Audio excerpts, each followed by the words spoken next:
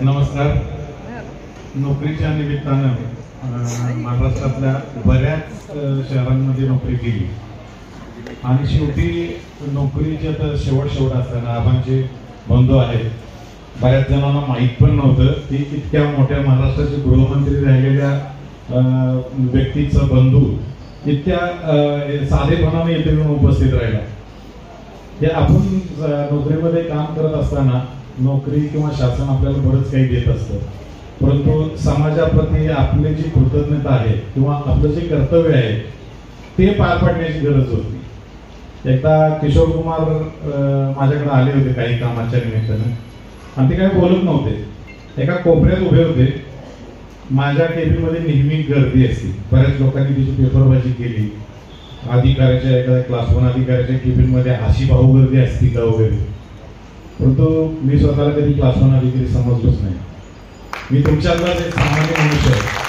त्यामुळं मातीत बसताना तुमच्या बरोबर बसताना मला कधी लाजच वाटत नाही. आणि हा मनुष्य कोपऱ्यात उभा होता आणि अचानक माझं लक्ष गेलं की याच्या डोळ्यात पाणी आहे. म्हटलं काय झालं इतकं. मी त्याला बोलवलं तर यांचं एक वाहन आहे आणि यांचं सगळे दौरे वगैरे होतात त्या वाहनातून होतात. त्या वाहनाला मतदार काळ जो होता कोरोनाचा काळ होता. तुम्ही आम्ही सगळे संकटात होतो, परंतु ज्यांचं हे लोक काय पैसे मिळवण्यासाठी व्यवसाय करत नाही, ह्या लोकांची पॅशन आहे, ह्या लोकांचं हे वेळ आहे, म्हणून हे सगळे करत असतात. हे एवढा सगळा संच मी मराठी बाणा पण बघितला आहे. नंदेश उमपचा एक कार्यक्रम मी आमच्या संघटनेच्या बिल्डिंगच्या खर्चासाठी घेतला होता कालिदासमध्ये मुलुंडला. तो कार्यक्रम बघितला. नंदेश आमच्याच भागात मुलुंडलाच राहतो तिथे. तर त्याचा कार्यक्रम बघितला. अशोक हंडेंचा मराठी बाणा बघितला. त्याच्यात कुठेही कमी मला वाटत नाही की हे जे कलाकार यांची जी कला आहे म्हणजे अगदी यांचे वादक आहेत किंवा ह्यांनी जे डान्स बसवलेले आहेत. आता त्यांच्या मेहनती संदर्भात त्याने बोलले की किती मेहनत असते एक गाणं बसवण्या पाठीमागं. आणि ह्याचा व्यावसायिकतेचा जो भाग आहे की ह्या प्रत्येक कलाकार पोटारते. मगाशी आम्ही बघताना बघत होतो की एक नृत्यांगना इथं होती आणि पटकन एक मुलगा पळत आला आणि तिला बिलगला. तर तो आईला बिलगला. त्यांनी लगेच तिला बाजूला केला आणि स्टेजवरती आपला परफॉर्मन्स केला. मित्रांनो, हे वास्तव आहे. हे लोक पोटारते. आणि ज्या वेळेला नियमामध्ये अडचण असते काय असते, पाटील साहेबांनी पोलीस खात्यात काम केलेलं आहे. बऱ्याच वेळेला कायद्याला बगल देऊन लोकहितासाठी किंवा एक कर्तव्य भावनेने काही काम करण्याची गरज असते. तर त्या भावनेनं आम्ही यांना मदत केली. माझ्या सहकारी इन्स्पेक्टरना सांगितलं की हा माणूस अडचणीत आहे, त्याची गाडी जोपर्यंत रस्त्यावर येत नाही तोपर्यंत याचे दौरे होणार नाहीत. आणि मग आम्ही सगळ्यांनी मिळून यांना मदत केली. मध्यंतरी अजून एक संकट उभं राहिलं की यांचा तो मिक्सर बंद पडला. मग आमच्याकडे काम करणारे प्रतिनिधी मंडळ आहे त्यांना मी विनंती केली की ह्याला आपल्याला जगवायचा आहे. हा जर कार्यक्रम सुरू राहिला तर हे जगतील, नाहीतर हा सगळा डोलारा तुम्ही बघताय आता 25-30 माणसांचा संच, हे एवढे सगळे साधन सामुग्री, यांची किती प्रॉपर्टी किती प्रकारची आहे, हे सगळं हे चालू शकणार नाही. आणि सगळ्यांनी हे कस्तुरे काका आहेत ह्यांनी आणि आमच्या अजित पसारे यांनी लीड घेतली. मी त्यांना विनंती केली की ह्यांना मदत करा आणि त्यांनी सगळ्यांनी मिळून 100, 200, 400 जे काय मदत असेल त्यांनी यांना मदत केली. मुंबईला 75,000 रुपयाचा तो संच मोकळा झाला आणि परत हे कार्यक्रम सुरू झाले. आता ते बोलता बोलता म्हणाले की संकटामागून संकट येतं.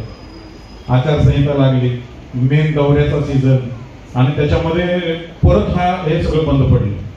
तर संकट नेहमी सामान्य माणसावरच काय येतात. तुम्ही आम्ही असतो की थोडी पुंजी बाकी असते, आपल्याला फरक पडत नाही. मग ही माणसं जगली पाहिजे. हा जो मंच आहे किंवा हे गाव आहे हे कोल्हापूर आहे, कलेचं गाव आहे. राजश्री शाहू महाराजांनी सगळ्या समाजातल्या घटकांना बरोबर घेऊन त्यांना आधार देण्याचं, त्यांना पाठबळ देण्याचं काम केलं. आज कुठेतरी मिसिंग आहे का काय वाटतंय. आपण आपल्या सगळ्यांची जबाबदारी आहे की हे जे लोक कलाकार आहेत ह्यांचा उत्साह वाढवला पाहिजे.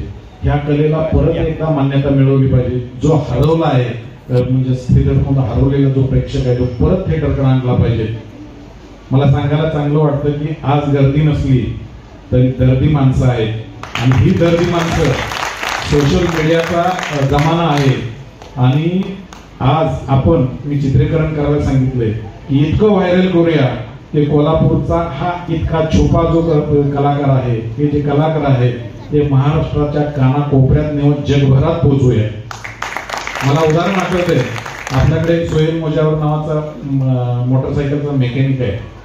तर सहजासहजी तो गाडी घेऊन येतो, नेहमीच मदतीच्या भावनेनं आम्ही त्याला मदत करत असतो. त्याने एक रील बनवलं. साहेब सांगायला मला आश्चर्य वाटेल, 10 का 20 मिलियन व्ह्यूज आहेत त्याची. 20 लाख मिलियन म्हणजे 2 कोटी लोकांनी तो बघितला. परदेशातून मला तो रिडायरेक्ट होऊन आला, हे तुम्हीच आहे. तर हा जमाना आहे. तर या लोकांचं प्रमोशन आपण सगळ्यांनी करूया आणि सगळ्यांनी मिळून हा समाजातला जो घटक आहे, उपेक्षित आहे परंतु कलाकार आहे, कलेच्या अंगानं तो मला अशोक भांडेंच्या पेक्षा कुठेही कमी वाटत नाही. नृत्यांगना आहेत त्या कुठेही कमी वाटत नाही. तर हा जो फेस आहे, हे जे कलाकार आहेत आपल्या मातीतले कलाकार आहेत, त्यांना परत एकदा पाठबळ देण्याची विनंती करतो. आणि किशोरने गाणं बिघडलं इतका मोठा माणूस नाही हो मी. तर परत एकदा ह्या सगळ्या कलाकार मंडळींचं आभार मानतो की तुम्ही इतका चांगला कार्यक्रम बसवलाय. तर तुम्ही तुमचा धीर सोडू नका, तुमच्या कलेवरचं प्रेम सोडू नका. एक ना एक दिवस तुमचं नाव महाराष्ट्राच्या कानाकोपऱ्यात जाईल ही शुभेच्छा व्यक्त करतो आणि माझी 2 शब्द सांगतो.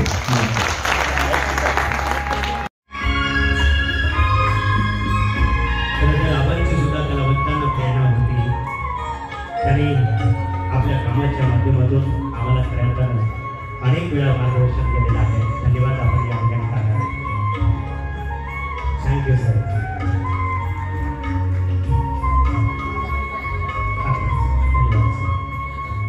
आणि मी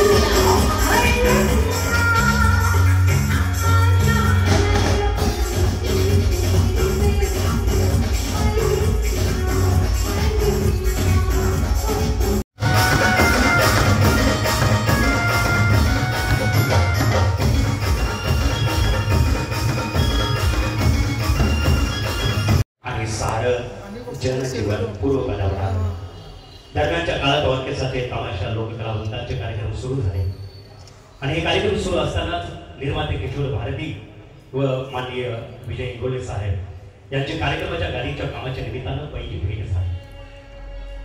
त्यावेळी अनेक कामांसाठी मोलाची मदत केली आणि किशोर भारती व माननीय विजय इंगोले साहेब यांची मैत्री झाली आणि या मैत्रीच्या ऋणानुबंधच त्या ऋणानुबंधामधून आज आपल्या समोर सादर होत आहे ऑर्केस्ट्रा किशोर कुमार आणि पार्टी कोल्हापूर. RTO ऑफिसर्स, कर्मचारी, एजंट बांधव यांच्या वतीनं आजच्या या कार्यक्रमाचं आयोजन करण्यात आलेलं आहे. साहेब, आम्हा सर्व कलावंतांना या ठिकाणी आपल्या प्रेमातून, आपल्या प्रेमाखातर, आपल्या ऋणानुबंधातून आमची या सर्व कलाकारांची टीम आपल्या सर्वांची सेवा करण्यासाठी संधी दिली त्याबद्दल धन्यवाद. मी इंगोले साहेबांना विनंती करतो.